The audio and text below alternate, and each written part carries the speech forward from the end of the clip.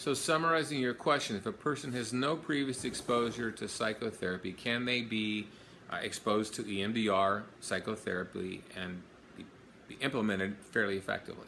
My answer is yes, of course. Again, like anything else, EMDR in its early phases, phase 1 and 2, does a great deal of explanation about what is EMDR and the adaptive information processing model that is built right into the therapeutic process. It is a highly organized phase treatment that is very secure because it is so well planned and organized, and the methods are so replicated. It's a medical procedure in many ways that is just so absolutely elegant and simple, and a trained practitioner will follow that protocol in a high integrity way, which leads to a sense of confidence with the client who is practicing that dance with that protocol, so that the dance steps are expected. It becomes a very comfortable and really often a very wonderful process. Okay.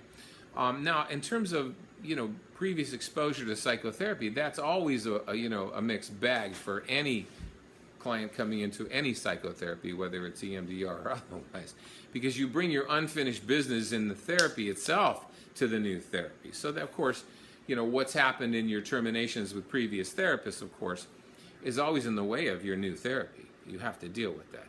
So a person who had no previous therapy in some ways might be a great candidate for EMDR, assuming they're able to stay present with their memory.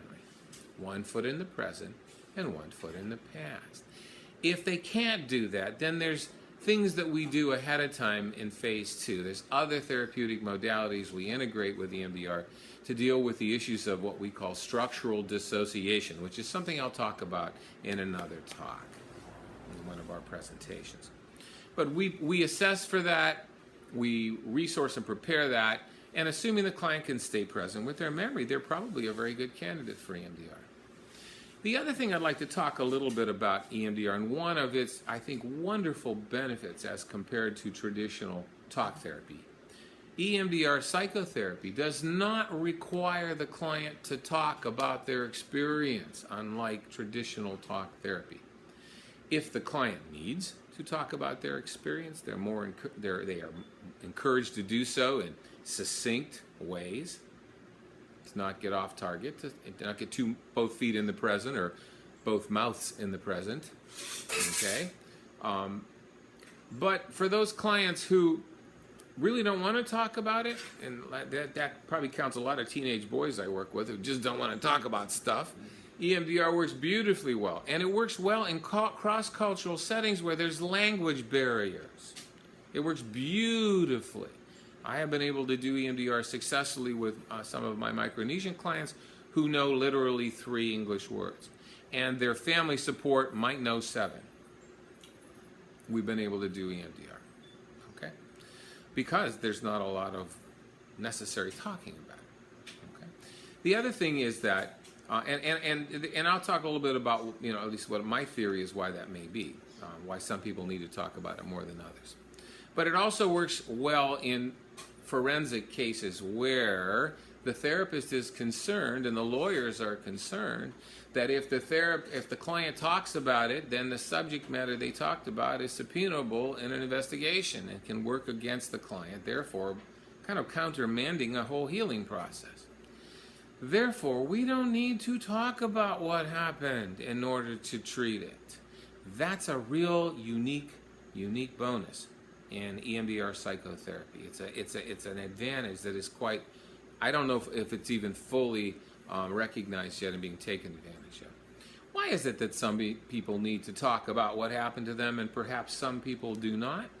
I speculate, from my experience, that for people who, when the trauma took place, would have been safer if they would have talked about it, will need to talk about it.